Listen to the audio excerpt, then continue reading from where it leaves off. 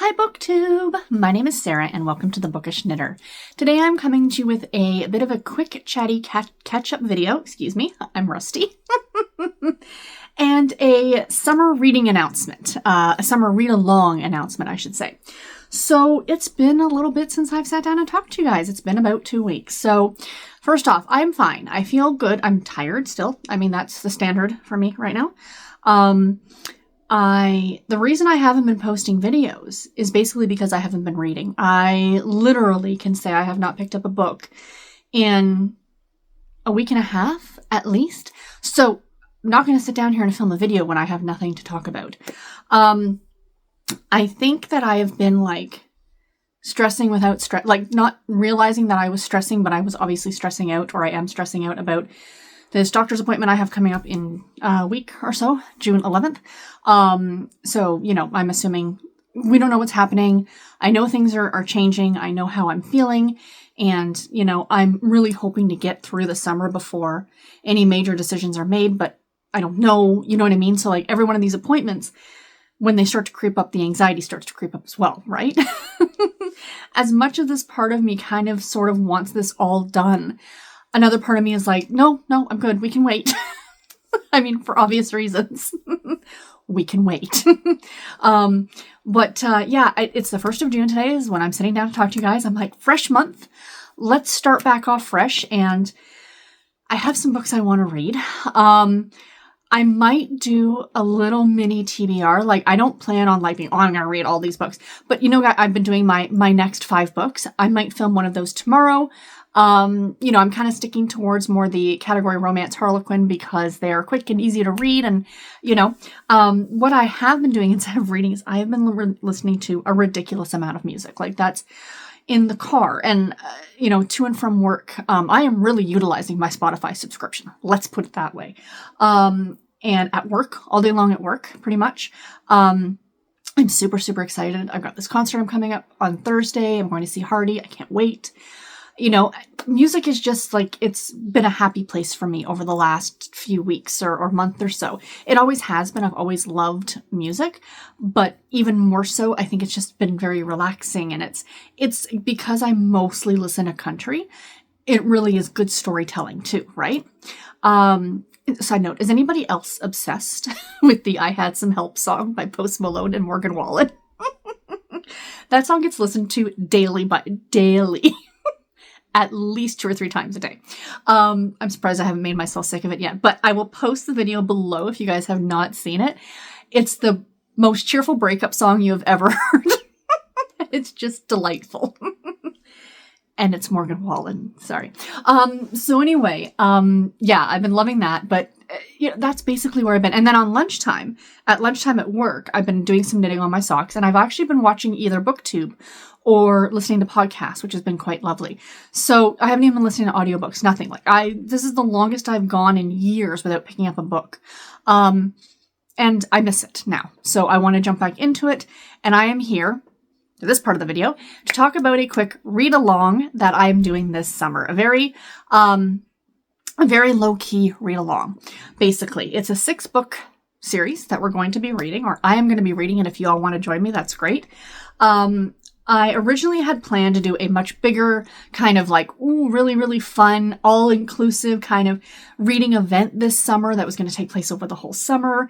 And I just realized that because everything is very up in the air right now, I didn't want to commit doing something like that if all of a sudden things were going to change for me, right? So my thought process is next summer when I'm on the other side of all of this, God willing, that I can do it then. So that's kind of my game plan. But for this summer, I wanted to still do something fun. So this was sort of kind of maybe inspired a bit by Ollie over at Criminally. He messaged me a while back, and because there was a book he showed on his Instagram, and I made a comment saying, oh, I approve, because it was a Harlequin intrigue novel, I think.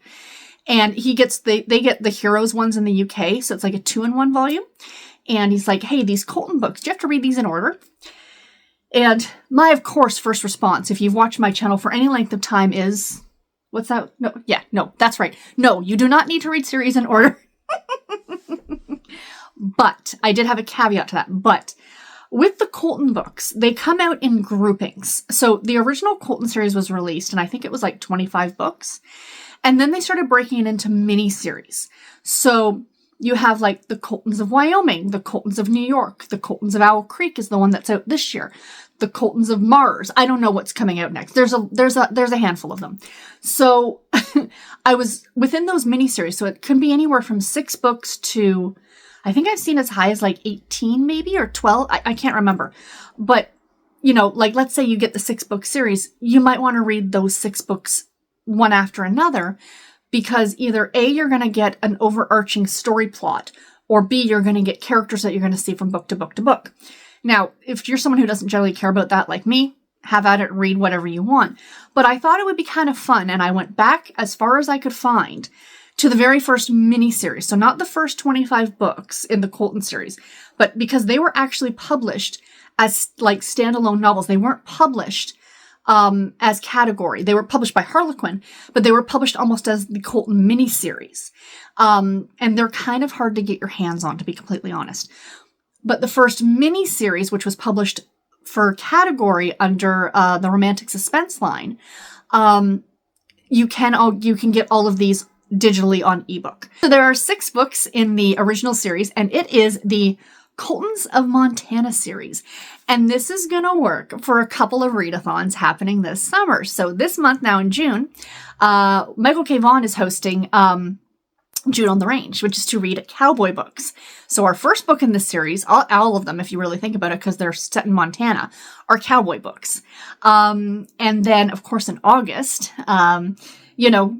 looking so forward to participating again is, and co-hosting, is Garb August. So I cannot wait for that. And of course, Harlequin, Mills and Poon, category romance, absolutely fits into Garb August.